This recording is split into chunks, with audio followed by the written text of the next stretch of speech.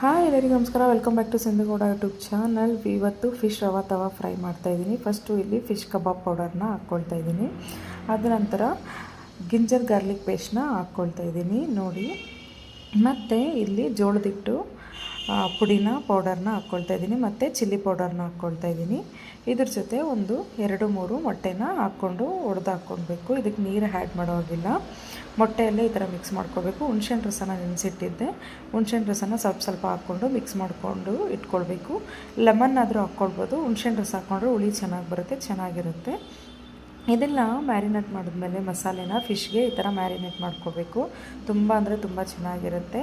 ಅದು ಮತ್ತು ರವಾನ ಒಂದು ಪ್ಲೇಟ್ಗೆ ಹಾಕ್ಕೊಂಡು ಈ ಥರ ಡಿಪ್ ಮಾಡಿ ಫುಲ್ಲು ಮ್ಯಾರಿನೇಟ್ ಮಾಡಿರ್ತೀವಲ್ಲ, ರವಾ ಹಿಂಗೆ ಡಿಪ್ ಮಾಡಿದ ತಕ್ಷಣ ರವಾ ಫುಲ್ ಹಿಡ್ಕೊಳ್ಳುತ್ತೆ ಫಿಶ್ಗೆ, ತುಂಬ ಚೆನ್ನಾಗಿ ಬರುತ್ತೆ.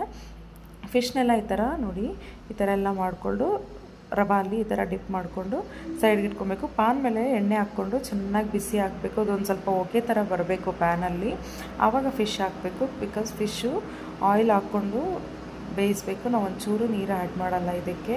ಈ ಥರ ಪ್ಯಾನ್ ಮೇಲೆಲ್ಲ ಹಾಕ್ಕೊಂಡು ಆಯಿಲ್ ಹಾಕಿ ತಿರುಗಿಸ್ಕೊಂಡು ಫಿಶ್ ಮಾಡ್ಕೊಳ್ಬೇಕು. ತುಂಬ ಅಂದರೆ ತುಂಬ ಟೇಸ್ಟಿಯಾಗಿ ಸೂಪರಾಗಿ ಬರುತ್ತೆ ಇದು. ಒಂದ್ಸಲ ಟ್ರೈ ಮಾಡಿ ನೋಡಿ. ಯಾರೆಲ್ಲ ಫಿಶ್ ತಿಂತೀರಲ್ವ ಅವ್ರಿಗೆ ತುಂಬ ಅಂದರೆ ತುಂಬ ಚೆನ್ನಾಗಿ ಬರುತ್ತೆ ಟೇಸ್ಟು. ಇಲ್ಲಿ ನನ್ನ ಮುದ್ದು ರಾಜ್ಕುಮಾರಿಗೆ ಸಹ ನಾವು ತಿನ್ನಿಸಿದ್ವಿ. ತುಂಬ ಇಷ್ಟಪಟ್ಟು ತಿಂದರು. ನಾವು ಮೇಲೆ ಇರೋ ಕೋಟಿಂಗು ತಿನ್ನಿಸಿಲ್ಲ, ಒಳಗಡೆ ಇರೋ ಫಿಶ್ ಮಾತ್ರ ತಿನ್ನಿಸಿದ್ವಿ. ಇನ್ನು ಚಿಕ್ಕ ಮಗು ಅಲ್ವಾ, ಮಸಾಲೆ ಎಲ್ಲ ಅಷ್ಟು ಕೊಡೋದೆಲ್ಲ. Thank you for watching. ಒಂದ್ಸಲ ಟ್ರೈ ಮಾಡಿ ನೋಡಿ.